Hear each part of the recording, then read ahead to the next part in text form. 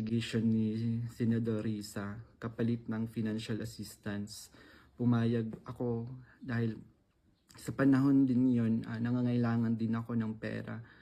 Binigyan ako ni share ng email ng opisina ni Sen Risa upang magpadala ng formal na email kahit anong aking sabihin daw.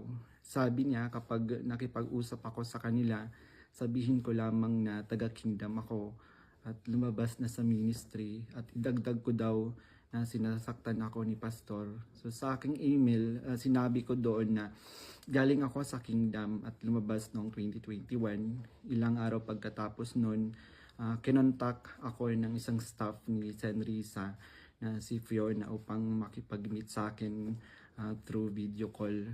Sa pag-meeting namin kay Attorney J. Becama, Chief of Staff ni Sen. Nontiveros, pinagawa ako ng affidavit tungkol